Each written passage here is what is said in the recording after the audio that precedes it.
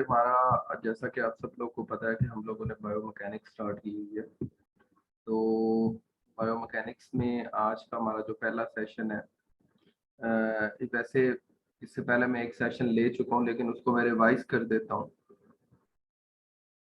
तो उस सेशन में हम लोगों ने कुछ चीज़ें पढ़ी थी, वो मैं आप लोगों को बता देता हूँ। इसमें सबसे पहले हम लोगों ने पढ़ा था कि बायोमैकेनिक्स जो है उसकी डेफिनेशन क्या है। तो बायो का मतलब लाइफ होता है और मैकेनिक्स का मतलब होता है स्टडी करना फोर्सेस को, और इंटरनल और एक्सटर्नल दोनों फोर्सेस को। तो बायोमैकेनिक्स जो है वो दरअसल बायो और मैकेनिक्स दो अल्फाज का मजमूआ है। बायो का मतलब होता है लाइफ और मैकेनिक्स का मतलब होता है study of action of forces, कि किस तरह जो है वो फोर्सेस जो है वो अप्लाई होती हैं, किस तरह वो अमल करती हैं, ठीक है। और कौन कौन सी वो फोर्सेस होती हैं, एक तो हमारे मसल्स की फोर्स होती है, ठीक है, और एक्सटर्नल फोर्सेस होती हैं। तो ये चीज़ें हम लोग इसमें पढ़ते हैं बायोमैकेनिक्स में। तो इसकी सब ब्रांचेस स्टैटिक्स, डायनामिक्स और काइनेमेटिक्स एंड काइनेटिक्स, ये चारों आप लोगों को पता होनी चाहिए। सम टाइम क्वेश्चन आ जाता है यहाँ से, ठीक है। तो चारों का आप लोगों को पता होना चाहिए। तो स्टैटिक्स क्या है? Study of system in constant motion. हम उन तमाम चीज़ों का इसमें मुताला करते हैं जो हरकत में होती हैं, मोशन में होती हैं, ठीक है। और डायनामिक्स क्या है? Study of system subject to acceleration और sorry, study of system in constant motion, यानी जो एक कांस्टेंट मोशन में चीजें होती हैं, जिनकी ऐसी चीजें जिनकी रफ्तार कम या ज्यादा नहीं हो रही होती, ठीक है। एक ही स्पीड में फर्ज करे एक चीज चल रही है तो तब उसकी जो हम मुताला करेंगे तो उसको कहते हैं स्टैटिक्स। और डायनामिक्स क्या है?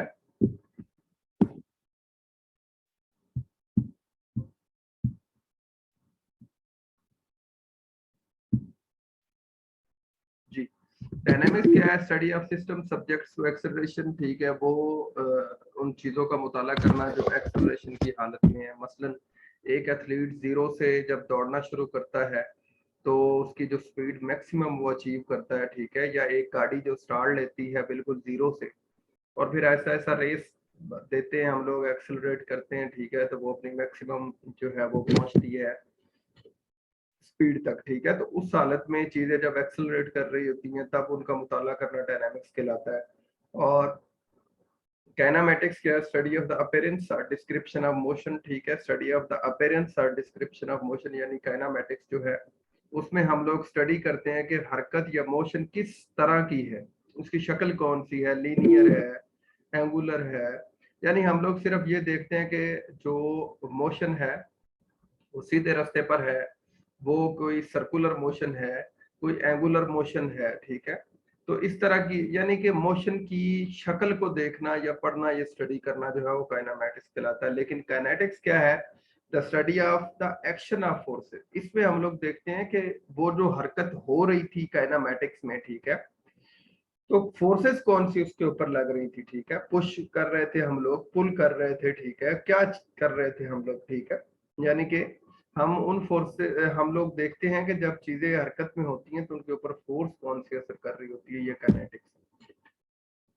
अब काइनेमैटिक्स जो है, आप लोग जिस तरह देख रहे हैं, काइनेमैटिक्स में हमने पढ़ा कि हम लोग सिर्फ फोर्स देखते हैं कि किस शक्ल की होती है, किस साइज की होती है, ठीक है। अगर आप इन साइक्लिस्ट को देखें तो ये सीधी लाइन के अंदर जो है वो मोशन या हरकत कर रहे हैं, ठीक है। तो सिर्फ इतना सा डिस्कस करना जो है वो क्या कहलाता है? काइनेमैटिक्स। और इसके बाद काइनेटिक्स है। काइनेटिक्स ये है कि इस तरह देखिए, आप बेसबॉल में एक बैटर है, ठीक है, ये बैटर जो है वो शॉट लगा रहा है, ठीक है, बॉल को, ठीक है। तो इसमें हम लोग देखेंगे कि बैटर ने अपने मसल से कितनी जोर से जो है वो हिट किया है बॉल को, ठीक है, यानी कितनी फोर्स उसने लगाई है, मसल फोर्स उसने लगाई है, या एक्सटर्नल फोर्स यानी ग्रेविटी, जमीन कितनी तेजी से बॉल को अपनी तरफ खींच रही है, या बैट और बॉल दोनों के दरमियान भी फोर्स का कनेक्शन हुआ है, ठीक है। तो इसको काइनेटिक्स बोलते हैं, यानी डिफरेंट फोर्सेस का मुताला करना, स्टडी करना, इसको क्या बोलते हैं? काइनेटिक्स। ये मजीद इसकी जो है वो आगे ब्रांचेज हैं, इनको ज्यादा करने की जरूरत नहीं है, ठीक है। तो ये भी डिफरेंट एग्जांपल्स दी हुई है, ये आप लोगों को मैं सेंड कर दूंगा, आप लोगों ने सिर्फ इन्हें देख लेनी है। लेकिन यहाँ पे जो देखने वाली चीज है मजीद वो है क्वालिटेटिव और क्वांटिटेटिव।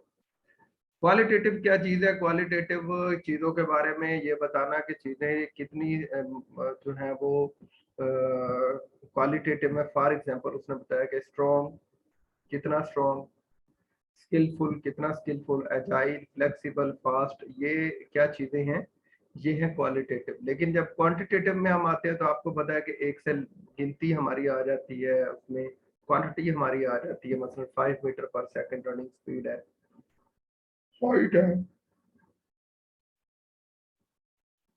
है 1.75 मीटर, ठीक है, मैथ है 68.2 मीटर। यानी कि कोई चीज अदद में जब दी हो तो वो क्वांटिटेटिव में आती है, ठीक है। तो वेरी सिंपल है। इसको हम लोग अगर मजीद भी देखें तो ये उसकी आगे एग्जांपल है। ये हमारा पहला चैप्टर था, इसको मैंने हल्का से रिवाइज करा दिया है। याद करने वाली जो इसमें चीजें हैं वो ये चारों एग्जांपल्स हैं, ठीक है। इनको आप लोगों ने याद कर लेना है। बायोमैकेनिक्स की ये बायोमैकेनिक्स की ब्रांचेज हैं, शाखें हैं, ठीक है। इनको आप लोगों ने याद रखना है, स्टैटिक्स, डायनामिक्स, काइनेमेटिक्स और काइनेटिक्स, ठीक है। ये फर्स्ट चैप्टर है हमारा, इसको यहाँ पे हम लोग स्टॉप कर रहे हैं और हम लोग अब चलते हैं चैप्टर नंबर 3 पे।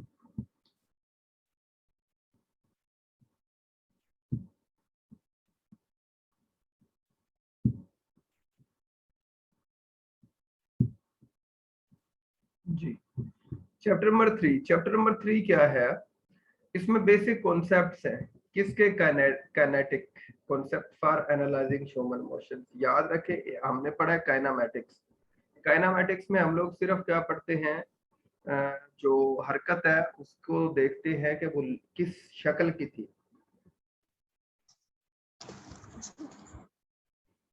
लेकिन जो काइनेटिक है, काइनेटिक के अंदर हम लोग देखते हैं कि इंसानी मोशन जो थी उसके ऊपर फोर्सेस कौन कौन सी अप्लाई हो रही हैं, किस शक्ल की वो फोर्सेस हैं, ठीक है। उन सारी फोर्सेस का जब हम मुताला करते हैं, ठीक है, तो वो काइनेटिक्स में आता है। और अब देखते हैं कि वो बेसिक कौन कौन सी फोर्सेस हैं जिनको हम लोगों ने पढ़ना है। उनके पढ़ने से पहले जो क्वांटिटीज हैं, सम काइनेमेटिक क्वांटिटीज, काइनेटिक क्वांटिटीज है, ठीक है, उनको हम लोग डिस्कस करेंगे। ये आप लोगों ने 9th-10th में भी पढ़ा होगा।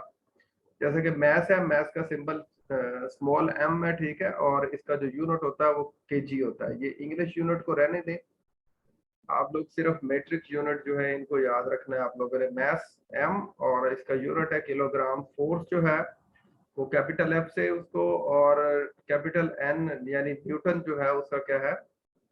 मैट्रिक यूनिट है।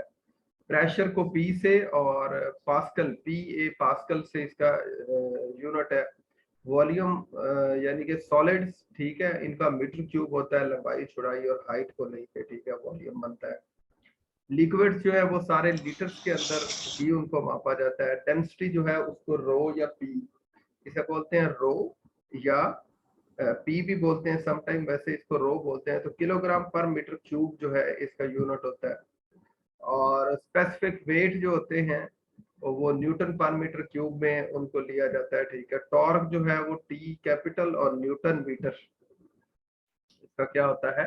यूनिट होता है। इम्पल्स, इम्पल्स जो है उसको जो है वो न्यूटन सेकंड से मेजर किया जाता है। तो ये एक टेबल है छोटा सा, इसको आप लोगों ने याद रखना है। इसमें आप लोगों ने सबसे पहले बेसिक क्वांटिटी देखनी है और क्वांटिटी के बाद उसका यूनिट देखना है। तो ये याद होगा तो बहुत सारी चीजें हमारी आगे आसान हो जाएगी, ठीक है। लेकिन अब हम क्या करने लगे हैं? अब हम पढ़ने लगे हैं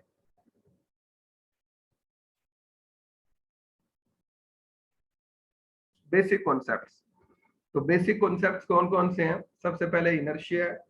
इनर्शिया अगर लफ्ज आ जाए, सब टाइप पेपर में भी आ जाता है, तो ये असल में टेंडेंसी यानी कि खासियत होती है तो resist change in state of motion. अगर आप हरकत में जा रहे हैं तो कोई आपकी हरकत को चेंज करना चाह रहा है, या आप बिल्कुल रुके हुए हैं स्टैटिक हालत में और आपको कोई धक्का लगा रहा है, ठीक है, तो इसके खिलाफ जब आप रेजिस्ट करते हैं, ठीक है, इसके खिलाफ जब आप रेजिस्ट करते हैं तो उसे इनर्शिया बोलते हैं। यानी कि ये ऐसी खासियत होती है जो चीजों की हरकत की हालत में या रेस्ट की हालत में तब्दीली लाने जो है वो क्या बोलते हैं हम लोग, इनर्शिया बोलते हैं। फर्ज करें एक बॉल पड़ी है, जब आप बॉल को धक्का लगाएंगे ठीक है, तो बॉल थोड़ी देर के बाद रुक जाएगी, वो जो उसका रुकना है उसे इनर्शिया बोलते हैं।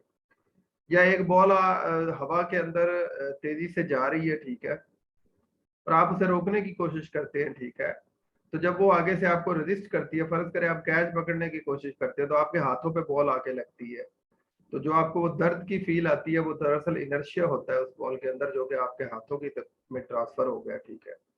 और ये इनर्शिया प्रोपोर्शनल टू मैस होता है, यानी जितना चीजें भारी होगी उतना ही उनका इनर्शिया, उनको रोकना मुश्किल होगा या उनको हरकत देना मुश्किल होगा ठीक है। और इसका कोई यूनिट नहीं होता। समझ आ रही है? यानी वेरी सिंपल है कि चीजें जो भारी, जितनी वजन में ज्यादा होगी, जितना सॉरी जितनी मैस यानी कमियत में ज्यादा होगी ठीक है, उतना ही उनको रोकना या उनको हरकत देना मुश्किल होगा। तो ये दरअसल एक खासियत होती है जब कोई आपकी रेस्ट की हालत में या मोशन की हालत में तब्दीली लाने की कोशिश करता है। उसके बाद मैस है। मैस जो ये आप लोग देखते हैं, हम लोग कोई भी चीज खरीदने जाते हैं तो हमें मैस की हालत में वो दी जाती है, यानी किलोग्राम्स में दी जाती है ठीक है। तो ये quantity of matter composing a body, एक जो बॉडी होती है उसका जो उसको तोला जाता है ठीक है, तो वो कितने किलोग्राम में है, आधा किलो है 1000 किलोग्राम है ठीक है, तो उसको मैस बोलते हैं। आम अल्फाज में आप ये कह सकते हैं कि हम सारे जो है वो मैटर से बने हैं ठीक है, तो जितना किसी चीज में मैटर होगा उसको ही मास बोलते हैं ठीक है। और इसे स्मॉल एम से रिप्रेजेंट करते हैं ठीक है, और यूनिट्स इसका जो होता है वो किलोग्राम होता है ठीक है। तो इसको आप लोगों ने याद रखना। फोर्स क्या है जी? कोई एक ऐसी पुश या पुल, चीजों को खींचना या धक्का देना ठीक है। तो चीजों को खींचने या धक्का देने से जो है वो देने से जो आप देते हैं हम लोग ठीक है, तो उसको हम लोग क्या कहते हैं? फोर्स कहते हैं ठीक है। और characterise by magnitude, direction and point of application ठीक है। और फोर्स जो होती है उसका वो उसे F is equal to M A, यानी फोर्स जो है मैस और एक्सेलरेशन, चीजों का वजन, और उनको जब आप धक्का देते हैं तो वो जितनी तेजी से आगे बढ़ती हैं ठीक है, उन दोनों के मल्टीप्लाई करें यानी मैस और एक्सेलरेशन को, तो फोर्स आती है। और इसका यूनिट जो होता है वो न्यूटन होता है ठीक है। तो ये आप लोगों ने हल्का से याद रखना है। और फर्ज करें यहाँ पे यूनिट्स ऑफ फोर्स और units of mass multiplied by units of acceleration ठीक है, तो किलोग्राम ठीक है। और उसके बाद एक्सेलरेशन का जो यूनिट है मीटर पर सेकेंड, तो उन दोनों को मिलाने से असल में बनता है न्यूटन ठीक है। तो आप लोगों ने इसको देखने की बजाय आप लोगों ने यही देखना है कि यूनिट जो होता है फोर्स का उसे न्यूटन बोलते हैं। आगे सेंटर ऑफ ग्रेविटी बड़ा अहम कॉन्सेप्ट है, आप लोगों को पता होना चाहिए कि सेंटर ऑफ ग्रेविटी क्या चीज होता है। ग्रेविटी पहले तो पता होना चाहिए, ग्रेविटी दरअसल जमीन जितनी कशिश से चीजों को अपनी तरफ खींचती है उसे ग्रेविटी बोलते हैं। और कितनी कशिश से वो जमीन चीजों को अपनी तरफ खींचती है, दरअसल जितना कि किसी चीज का वजन होता है उतनी ही तेजी से जमीन चीजों को अपनी तरफ खींचती है अगर आप उसे उसके मरकज से ऊपर फेंकेंगे। अब हर जो चीज है वो जब आप ऊपर फेंकते हैं तो जो ग्रेविटी है या जो कशिश है वो जो भी चीज आपने फेंकी है वो उसको उसके सेंटर से पकड़ के बिल्कुल नीचे जमीन की तरफ खींचती है। तो जो भी चीज आप फर्ज करें, ये मोबाइल में ऊपर फेंकता हूँ ठीक है, तो ये जब नीचे आएगा तो दरअसल क्या होगा, इसको इसके सेंटर से पकड़ के जमीन की जो कशिश है, ग्रेविटी है, वो नीचे खींचेगी ठीक है। तो इसे सेंटर ऑफ ग्रेविटी बोलते हैं। और point around which a body weight is equally balance in all directions ठीक है। तो फर्ज करें मैं इसका मोबाइल का सेंटर ऑफ ग्रेविटी निकालूं, तो यहाँ आप उंगली रखें और उंगली जहाँ पे ये मोबाइल बैलेंस हो गया एक उंगली के ऊपर ठीक है, तो यही इसका क्या है? सेंटर ऑफ ग्रेविटी ठीक है। और point that serves an index of total body motion ठीक है। आप लोग इसका जो मेजर कॉन्सेप्ट है वो मैंने बता दिया है कि जो चीजों का सेंटर होता है जिसपे वो बैलेंस होती है उसे सेंटर ऑफ ग्रेविटी बोलते हैं। उसके बाद वेट है। वेट अभी हम लोगों ने नहीं पढ़ा था ठीक है। वेट जो होता है attractive force that the earth exerts on a body, तो ये वो वाली फोर्स होती है, वजन दरअसल जितनी तेजी से चीजों को जमीन अपनी तरफ खींचती है ठीक है। और वजन जो होता है वो प्रोडक्ट होता है mass and the acceleration of gravity यानी mg, w यानी w का मतलब वेट, और ये इक्वल होता है ma। a जो है वो एक्सेलरेशन है, लेकिन कौन सा एक्सेलरेशन है, ग्रेविटेशनल एक्सेलरेशन है यानी mg। तो इन दोनों का हासिल ज़रब जो होता है उसे क्या बोलते हैं, वेट बोलते हैं। और तमाम चीज़ों के लिए तकरीबन जो इक्वल कांस्टेंट उन्होंने कर दिया हुआ है कि ग्रेविटी जो है वो ज़्यादा से ज़्यादा इतनी ताकत से चीज़ों को अपनी तरफ खींच सकती है, वो है 9.81 मीटर पर सेकंड स्क्वायर, और यानी जी को हम लोग क्या कहते हैं, 9.81 मीटर पर सेकंड स्क्वायर। और वेट क्या है जी, the point of application of the weight force is body centre of gravity. वही जो अभी मैंने बात बताई कि वेट जो होता है बॉडी के सेंटर ऑफ ग्रेविटी से मेजर किया जाता है। जब आप चीजों को ऊपर फेंकते हो तो जमीन उनके बिल्कुल सेंटर से पकड़ के नीचे खींचती है। और नेक्स्ट हमारे पास एक अहम कॉन्सेप्ट है pressure, force per unit area over which the force acts. ठीक है, ये क्या चीज है जी, जैसे कि प्रेशर की मैं एग्जांपल दूं आप लोगों को, तो ये मेरे जो है वो फिस्ट है, यानी कि मेरा हाथ है, ठीक है। और यहाँ पे ये देखें, इस जगह पे मैं अगर अपनी उंगली से जोर लगा रहा हूं तो ये जो एरिया जो इसके नीचे आ रहा है, यहाँ पे एक प्रेशर बन रहा है, ठीक है। और इसीलिए ही ये कहते हैं फोर्स पर यूनिट एरिया, यानी ये फोर्स आपने लगाई और जितना एरिया इसके नीचे आया है, अब फर्ज करें मैं एक सुई से लगा रहा हूँ तो एरिया जाहिर बात है नीचे कम आएगा, ठीक है। तो इसी तरह जो फोर्स है पर यूनिट एरिया, ठीक है, उसे हम लोग क्या बोलते हैं, प्रेशर बोलते हैं। और प्रेशर का जो यूनिट होता है वो पास्कल होता है, पीए, अभी हम पीछे पढ़ के आ रहे हैं, ठीक है। Unit of pressure, unit of force divided by units of area, ठीक है। P is equal to F बटा ए। तो एफ बटा ए क्या है, फोर्स पर यूनिट एरिया, ठीक है। और इसका यूनिट क्या होता है, पास्कल। और पास्कल दरअसल फोर्स का यूनिट होता है न्यूटन, और एरिया जो होता है मीटर स्क्वायर होता है। तो न्यूटन मीटर स्क्वायर, न्यूटन पर मीटर स्क्वायर को असल में पास्कल कहते हैं। अगर आपने अपनी गाड़ी या बाइक में हवा भरवानी है तो उनके पास इस तरह का एक जो है वो आला होता है, ठीक है, जिससे वो चेक करते हैं प्रेशर।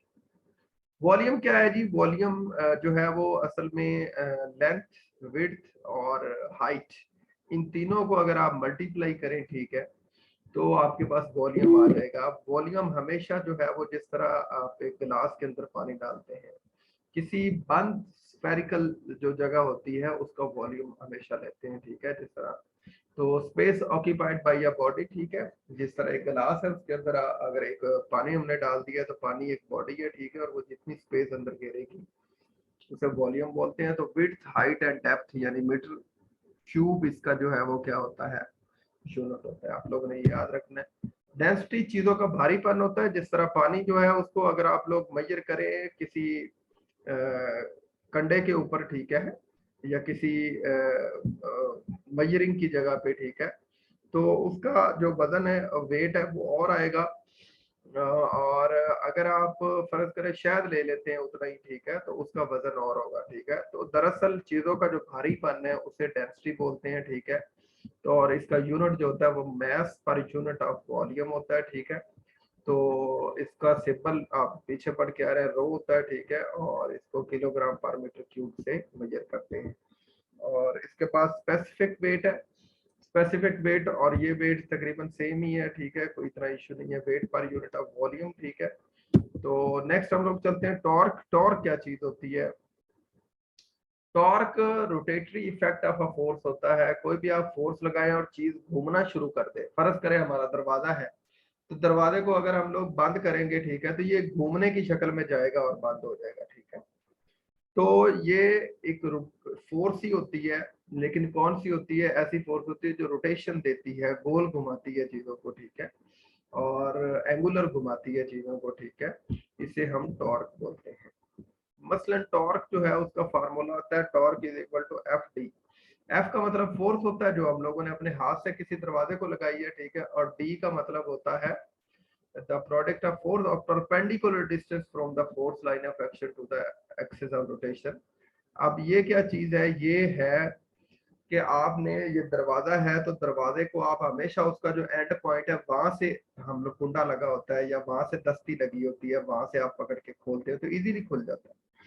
अब डी जो है वो जहां से आपने पकड़ के दरवाजा खोल रहे हैं वहां से लेकर जो स्टार्ट है, कब्जे जहां पे लगे हुए हैं, ठीक है, इनका दरमियानी फासला है। तो फोर्स जब आप लगाते हैं, ठीक है, और जो दरमियानी फासला होता है जहां से आप दरवाजा खोल रहे हैं, बंद कर रहे हैं, ठीक है, उसके मल्टीप्लाई को जब उन दोनों को मल्टीप्लाई करते हैं तो हमारे पास टॉर्क आ जाता है। तो टॉर्क का formula T is equal to F D. तो ये इसको आप लोगों ने याद रख लेना है। नेक्स्ट हम लोग चलते हैं, ये वेट बैलेंस है, ये तो आप लोगों को पता ही है जिस तरह कांटा होता है, ठीक है। तो नेक्स्ट हम लोग चलते हैं, नेक्स्ट हमारे पास है इम्पल्स।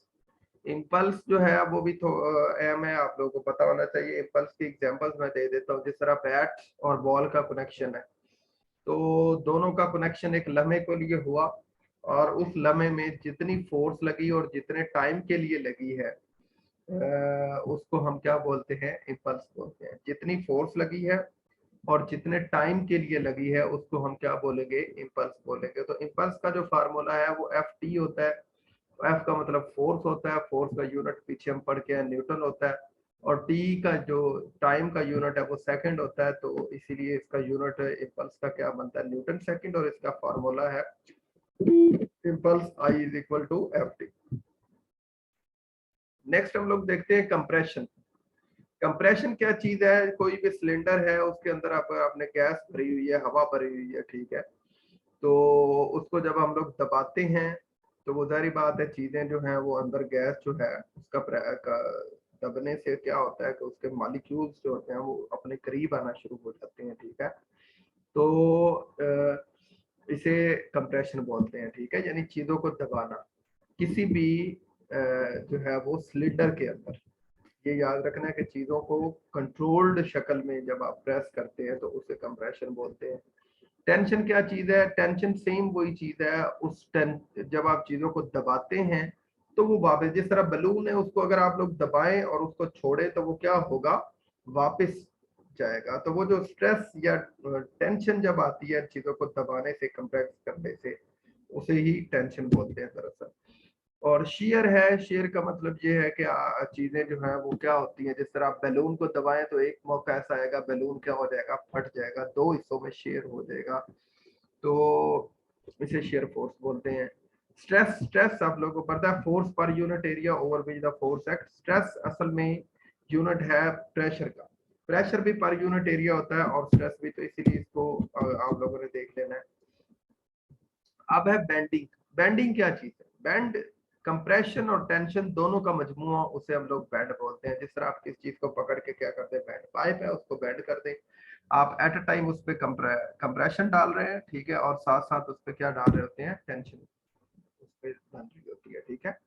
तो आगे है टॉर्शन। टॉर्शन क्या होती है, loud producing twisting of a body. जब आप किसी चीज को ट्विस्ट करते हैं तो उसमें जो कड़क कड़क की आवाजें आती हैं, वो जो कड़क कड़क की आवाजें हैं उसे टॉर्शन बोलते हैं, ठीक है। और व्हाट इज डीफॉर्मेशन, डीफॉर्मेशन ये है कि आप एक चीज को आपने ऐसे मरोड़ा और आपने छोड़ा तो वो अपनी असली हालत में आ गई। लेकिन सम टाइम ऐसा होता है कि जब आपने एक चीज को पकड़ा और पकड़ने के बाद आपने उसको जो है वो क्या किया, बैंड किया, और बैंड होने के बाद वो चीज वापिस ही नहीं आ पाई, ठीक है, तो उसे डीफॉर्मेशन बोलते हैं। वो चीज क्या हो गई है, डिफॉर्म हो गई है, उसकी शक्ल खराब हो गई है। आगे ये चीजें आप लोगों को करने की जरूरत इतनी नहीं है, लेकिन इलेक्ट्रोमायोग्राफी या डायनमोग्राफी, इनको आप थोड़ा सा मैं बता देता हूँ। इलेक्ट्रोमायोग्राफी क्या है, स्टडी न्यूरोमस्कुलर फंक्शन। जब एक एथलीट के एक एक मसल को आप न्यूरो लगाते हैं, ठीक है, और देखते हैं कि कौन सा मसल कितनी फोर्स जनरेट कर रहा है, ठीक है, तो उसको इलेक्ट्रोमायोग्राफी बोलते हैं, ठीक है। तो न्यूरोमस्कुलर यानी दिमाग का मसल के साथ रास्ता कितना है, जब आप इसको मेजर करते हैं तो इसे ईएमजी बोलते हैं, इलेक्ट्रोमायोग्राफी, ठीक है, याद रखना है आप लोगों ने। आगे डायनेमोग्राफी है, force and pressure platform interfaces. The computer measures ground reaction forces primarily employed in gate research, starts, takeoff, landings, baseball and golf swing and balance, ठीक है।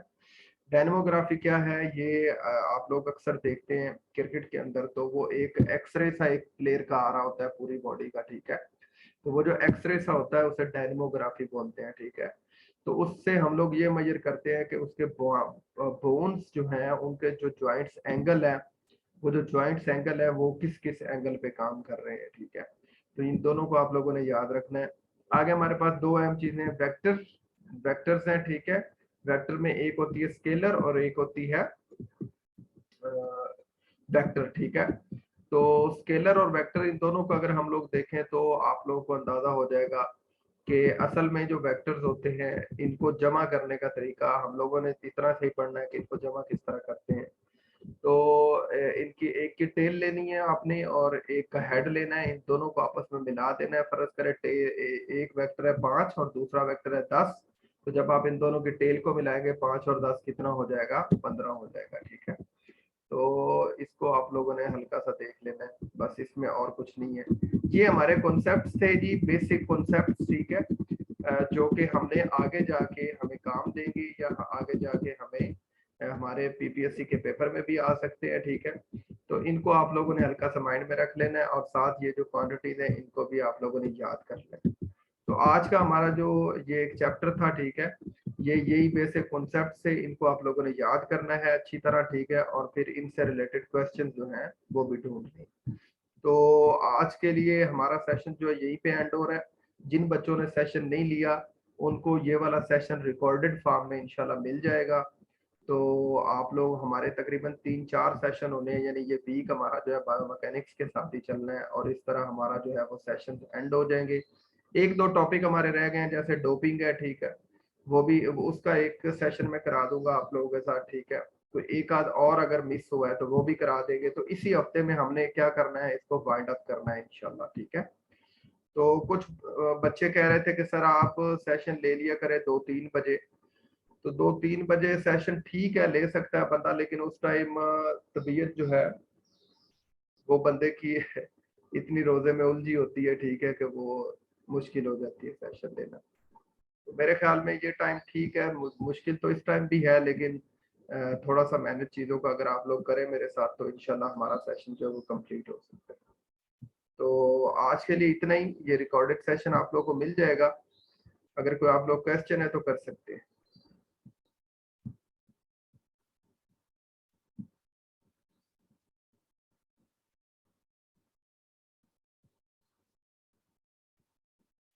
जी, आज का सेशन मैं यहाँ पे ही एंड कर रहा हूँ, ठीक है। आप लोग के अगर क्वेश्चन होंगे तो आप व्हाट्सएप ग्रुप में पूछ सकते हैं, कोई मसला नहीं है। पर्सनल भी कर सकते हैं मुझे मैसेज, ठीक है। तो इसको याद कीजिएगा, इसके रिलेटेड क्वेश्चन ढूंढिएगा ताकि इसको हम बेहतर तरीके से कर सकें।